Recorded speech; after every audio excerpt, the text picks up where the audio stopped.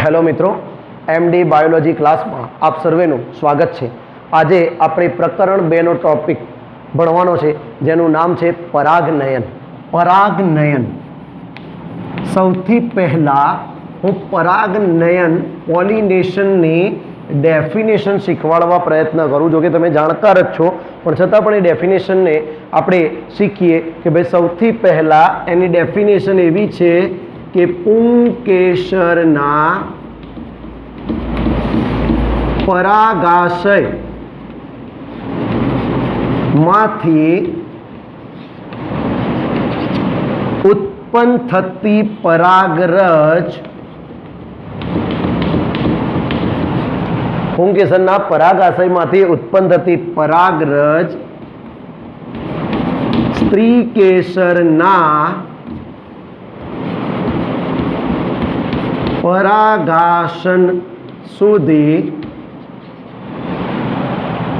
સ્થળાંતરિત થવાની ક્રિયા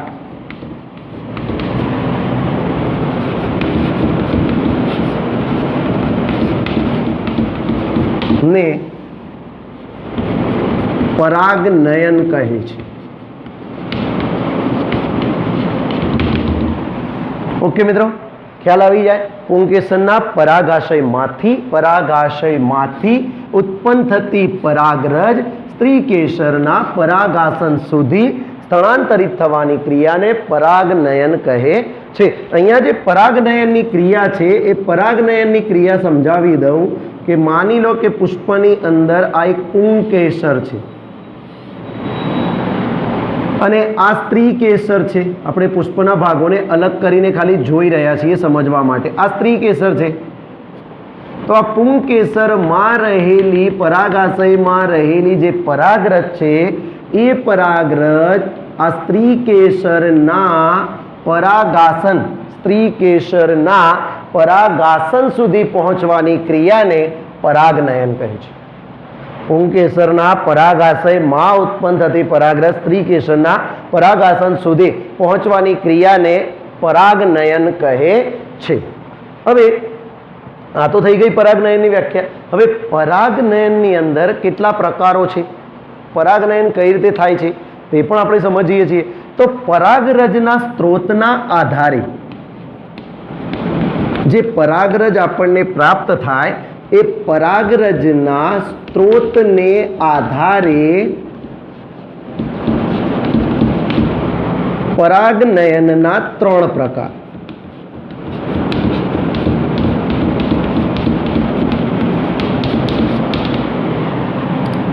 नंबर 1 ऑटोगेमी એટલે કે સ્વફલન। नंबर 2 ગેટોનોગેમી। नंबर 3 પરવશ अथवा xenogamy. Okay, is that clear? ખ્યાલ આવી ગયો બેટા કે ભાઈ પરાગરજના સ્ત્રોતના આધારે પરાગનયનના કેટલા પ્રકાર પડશે? 3, ઓટોગેમી, સ્વફલન, ગેટોનોગેમી અને ત્રીજું પરવશ અથવા ઝેનોગેમી તરીકે તેને ઓળખવામાં આવે। આપણે આ દરેકે દરેક પ્રકારની વિસ્તૃત ચર્ચા કરવાની છે, એમાં ચિંતા કરવાની જરૂર નથી। આપણે દરેક ટોપિકને સ્ટેપ બાય સ્ટેપ જોઈશું। સૌથી પહેલો જે ટોપિક આપણે જોવાનો છે ઓટોગેમી અથવા સ્વફલન, એની આપણે હવે બ્રોડ ચર્ચા શરૂ કરીએ। તો પરાગનયન ક્લિયર થઈ ગયું। હવે આપણો જે ટોપિક છે પરાગનયનના પહેલા ટાઈપ્સની અંદર પહેલો પ્રકાર સ્વફલન।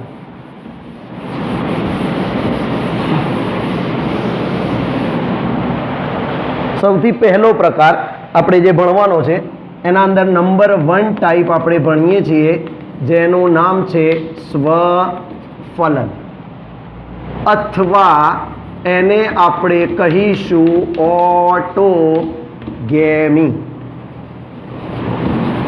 બોલો, ખ્યાલ આવી જાય મિત્રો કે ભાઈ સૌથી પહેલા કયું કહીશું આપણે? સ્વફલન, ઓટોગેમી। સ્વફલન એટલે શું?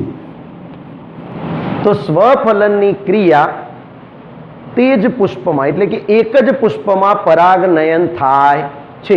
એક જ પુષ્પમાં એટલે કે તે જ પુષ્પમાં પરાગનયન થાય છે।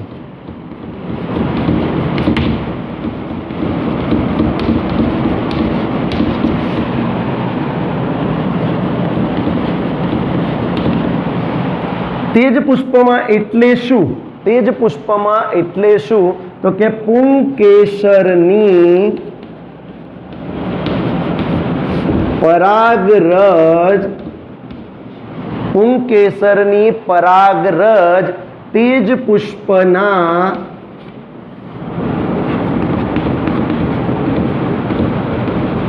સ્ત્રીકેસરના પરાગાશન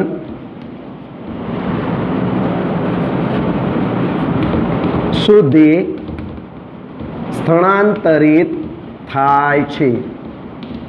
અહીંયા યાદ રાખવાનું છે તે જ પુષ્પ એટલે અહીંયા એક જ પુષ્પની વાત છે, એક જ પુષ્પની। હું સમજાવી દઉં। માની લો કે કોઈ એક આ પ્લાન્ટ છે, આ પ્લાન્ટની ઉપર અહીંયા એક પુષ્પ છે, આ સમજી લઈએ કે આ એક પુષ્પ છે, જસ્ટ ફોર ડેમો।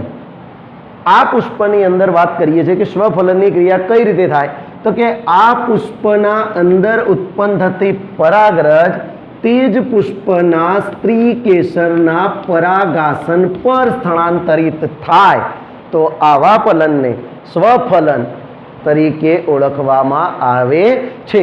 અહીંયા એક જ પુષ્પ છે અને આવું ક્યારે શક્ય બને, તો કે આવું શક્ય કે ક્યારે બને કે જ્યારે પુષ્પો દ્વિલિંગી હોય, એટલે કે દ્વિલિંગી પુષ્પોમાં આ શક્ય બને છે। Okay, is that clear? આ દ્વિલિંગી પુષ્પોમાં શક્ય બને છે। ક્લિયર થઈ જાય?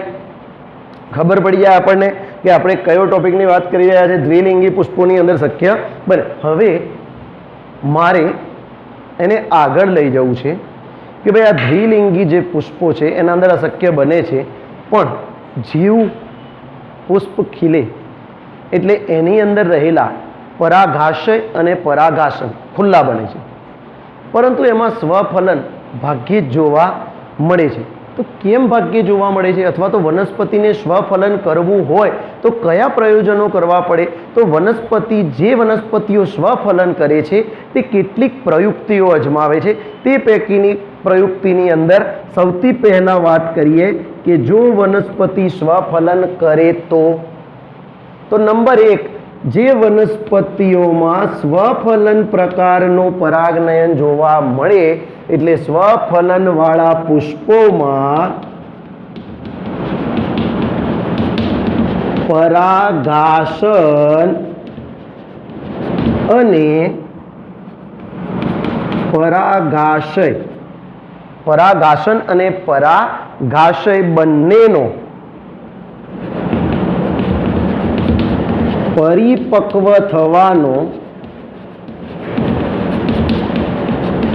સમયગાળો એક સરખો હોય છે।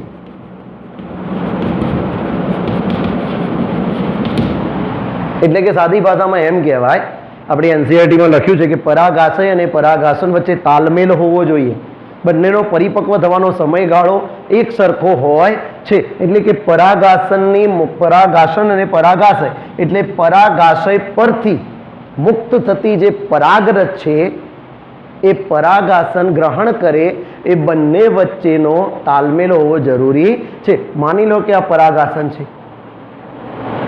આ પરાગાસન છે અને આ છે પુંકેસર। એક મોટું લઉં, આ પુંકેસર છે અને એ પરાગરજ જ્યારે અહીંયા આવે, આ પરિપક્વ થઈ ગયું છે, આ પરિપક્વ ના થયું હોય, પરાગરજ અહીંયા આવે ને અહીંયા પડે, જ્યારે પરાગરજ પડે ત્યારે આ બંધ હોય તો પછી ફલન થવાના કોઈ ચાન્સીસ રહેતા નથી। એટલા માટે કહે છે કે બંનેનો પરિપક્વનો સમયગાળો કેવો હોવો જોઈએ? સરખો હોવો જોઈએ। બંનેનો પરિપક્વ સમયગાળો કેવો હોવો જોઈએ? સરખો હોવો જોઈએ। નંબર 2, પરાગાશય અને પરાગાસન એકબીજાની નિકટ હોવા જોઈએ।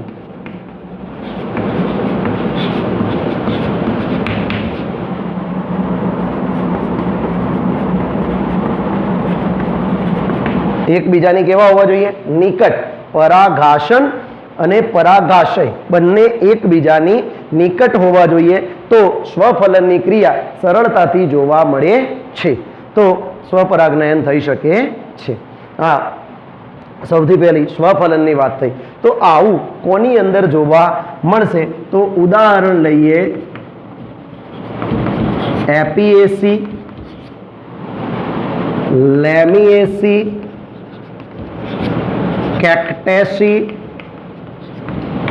કુળની જે વનસ્પતિઓ છે એ વનસ્પતિઓની અંદર સ્વપરાગનયન જોવા મળે છે, એટલે કે સ્વપરાગનયન એટલે કે સ્વફલન જોવા મળે છે. ખ્યાલ આવી જાય મિત્રો?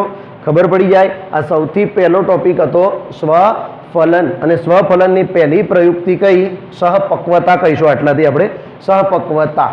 હવે સહપક્વતા પછી એની બીજી એક પ્રયુક્તિ પણ છે, પણ પહેલા આટલું રાઇટ ડાઉન કરી લો.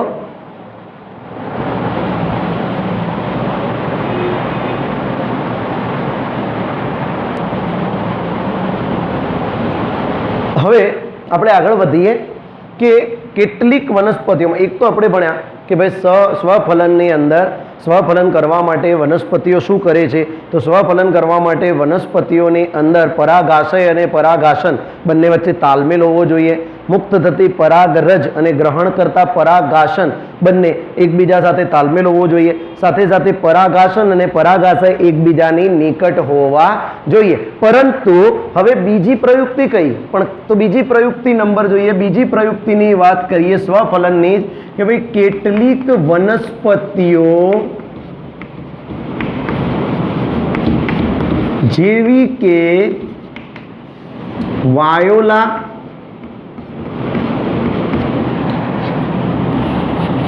ઓક્ઝેલિસ, જેને આપણે કહીશું અબૂટી, કોમેલિના, આ જે વનસ્પતિઓ છે એ વનસ્પતિઓમાં આ કેટલીક વનસ્પતિઓ વાયોલા, ઓક્ઝેલિસ અને કોમેલિના જેવી વનસ્પતિઓમાં બે પ્રકારના પુષ્પો જોવા મળે.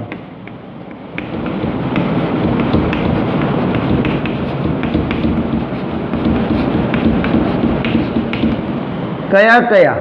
તો નંબર 1 હવાઈ પુષ્પો,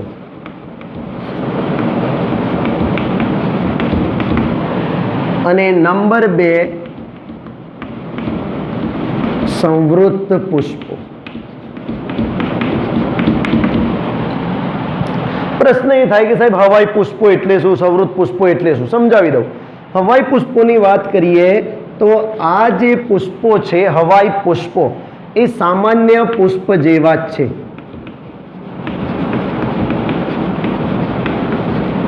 કોના જેવા છે? સામાન્ય પુષ્પ જેવા, જેમાં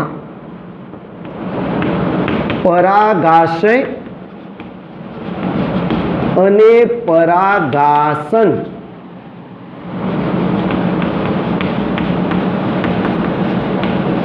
ખુલ્લા હોય છે. પરાગાશય અને પરાગાસન ખુલ્લા હોય છે. ઉદાહરણ અહીંયા આપ્યું છે. ઉદાહરણ તરીકે કોમેલિના નામની જે વનસ્પતિ છે, એ કોમેલિના નામની જે વનસ્પતિ છે, એ વનસ્પતિમાં બે પ્રકારના પુષ્પો જોવાઈ રહ્યા છે. એક પુષ્પ હવાઈ પુષ્પ. હવાઈ પુષ્પ આપણે જાણીએ છીએ કે જે રૂટીન આપણું જે ફૂલ હોય છે એ પ્રકારનું હવાઈ પુષ્પ છે કે જે જમીનની બહાર છે, જમીનની બહાર છે. જ્યારે બીજું પુષ્પ એ ભૂમિગત છે, જેને આપણે કહીશું સંવૃત્ત પુષ્પ. કયું પુષ્પ કહીશું? સંવૃત્ત પુષ્પ. એટલે કોમેલિનામાં બે પ્રકારના પુષ્પો જોવા મળે છે. એક હવાઈ પુષ્પ જે તેજસ્વી અને આકર્ષક રંગના હોય છે, જ્યારે બીજા ભૂમિની અંદર આવેલા સંવૃત્ત પુષ્પ. આપણે એના વિશે પણ ચર્ચા કરવાની છે, ચિંતા કરવાની જરૂર નથી. એટલે હવાઈ પુષ્પ ખબર પડી ગઈ. હવાઈ પુષ્પ ક્યાં હોય? જમીનની બહાર. એટલે અહીંયા ઉદાહરણ લઈ શકાય કે ભાઈ ઉદાહરણ તરીકે કોમેલિના નામની જે વનસ્પતિ છે, એ કોમેલિનામાં હવાઈ પુષ્પો હવાઈ શાખા પર ઉત્પન્ન થાય. હવાઈ એટલે જમીનની બહાર.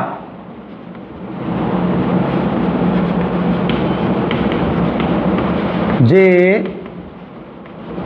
તેજસ્વી રંગના અને આકર્ષક હોય. તેજસ્વી રંગના અને કેવા હોય? આકર્ષક હોય. તો આવા પુષ્પોને આપણે હવાઈ પુષ્પો તરીકે ઓળખીએ છીએ. હવાઈ પુષ્પો એટલે રૂટીન પુષ્પ. કોઈ બી પુષ્પ જે આપણને દેખાય છે બધા હવાઈ પુષ્પો જ છે.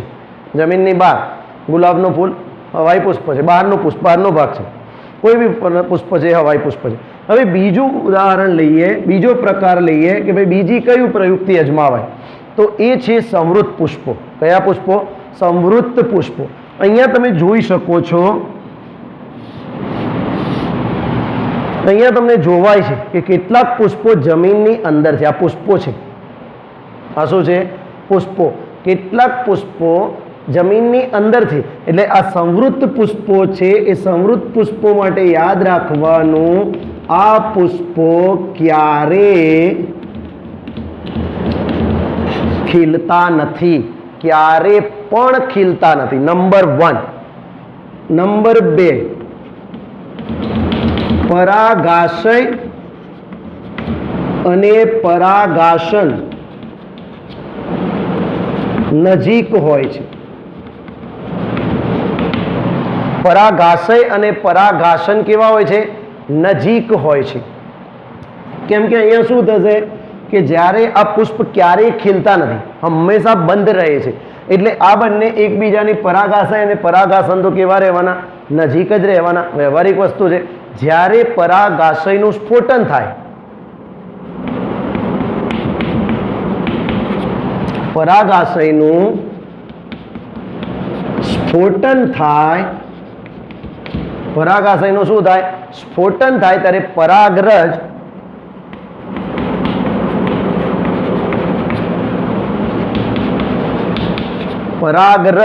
પરાગાશયના સંપર્કમાં આવે.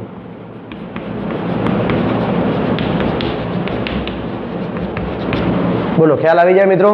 ખબર પડી ગઈ કે ભાઈ જ્યારે પરાગાશય સ્ફોટન થાય ત્યારે પરાગરજ પરાગાશયના સંપર્કમાં આવે છે. કેમ કે એનું મુખ્ય કારણ એ છે કે આ પુષ્પો બંધ છે, ક્યારેય ખીલતા નથી. એટલે એક વસ્તુ ફિક્સ થઈ જાય કે આ પુષ્પોમાં ફક્ત સ્વફલન જ જોવા મળશે. કેમ કે એની પર બીજી કોઈ પરાગરજ આવી શકતી નથી. બીજી કોઈ પર પરાગરજ આ પરાગાસન પર આવી શકતી નથી. કેમ કે હંમેશા બંધ રહે છે. ખ્યાલ આવી ગયો? પુષ્પ કેવું રહે છે? બંધ. બહારથી કોઈ અંદર પરાગરજ આવી શકતી નથી. તો બીજી કોઈ પરાગરજ દ્વારા પરાગનયન થાય? ના થાય. શક્ય જ નથી. તો ખબર પડી ગઈ મિત્રો કે સંવૃત્ત પુષ્પોમાં કયું ફલન થાય? સ્વફલન. Okay, is that clear? હવે આ વાત તો ક્લિયર થઈ ગઈ. એક ક્વેશ્ચન આપું. ખબર પડી ગઈ? અહીંયા આ ઉદાહરણો યાદ રાખવાના ખાસ. કઈ વનસ્પતિ? તો વાયોલા, ઓક્ઝેલિસ એટલે અબુટી અને કોમેલિના માં બે પ્રકારના પુષ્પો છે, હવાઈ પુષ્પો અને સમૃદ્ધ. મેં સમજાવી દીધા છે. આ ડ્રો કરવાનું, સિમ્પલ અને સોબર. કોઈ માર્ક્સ કપાવવાનું નથી, કોઈ ટેન્શન નહીં લેવાનું. આપણે એનસીઆરટીને પણ ફોલો કરવાનું છે. એનસીઆરટીને જ ફોલો પહેલાં કરવાનું છે આપણે. ખ્યાલ આવી જાય? ઓકે, આ થઈ ગયું આપણું પહેલો પ્રકાર, સ્વફલન. અને એની અંદર સ્વફલનમાં પહેલી જે ટાઈપ હતી એ સ્વપક્વતા, અને આ જે ટાઈપ ભણ્યા એને આપણે કહીએ છીએ કેટલીક પ્રયુક્તિઓ, એટલે કે સંવૃત્ત પુષ્પતા કહેવાય છે એને. સંવૃત્ત પુષ્પતા. આજે આખો ટોપિક છે, એને ટાઇટલ આપવું હોય, એનસીઆરટીમાં નથી પણ ટાઇટલ આપવું હોય તો સંવૃત્ત પુષ્પતા તરીકે તેને ઓળખવામાં આવે છે. ઓકે, ખ્યાલ આવી જાય? હવે આનો જ એક ક્વેશ્ચન છે મારી પાસે.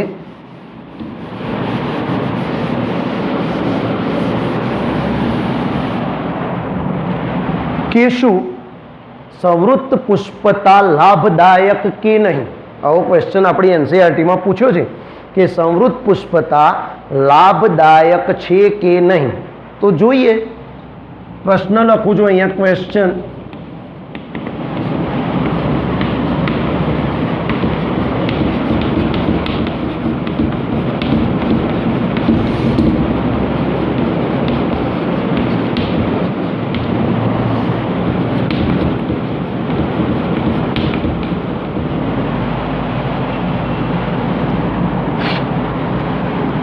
એટલે કે લાભદાયક છે કે નહીં, એટલે કે લાભદાયક છે કે, આપણે આ રીતે લખીએ, લાભદાયક છે કે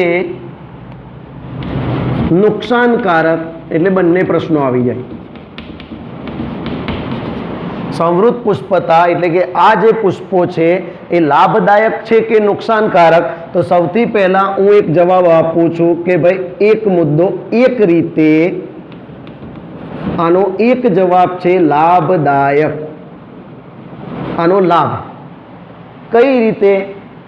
તો કે બીજ જલ્દી નિર્માણ પામે, નંબર 1. આ એનો ફાયદો છે, ફાયદો. બીજ જલ્દી નિર્માણ પામે, બીજ જલ્દી નિર્માણ પામે. ઓકે, બીજ જલ્દી નિર્માણ પામે એટલે આ ફાયદો થયો. પણ એનો ગેરફાયદો પણ છે.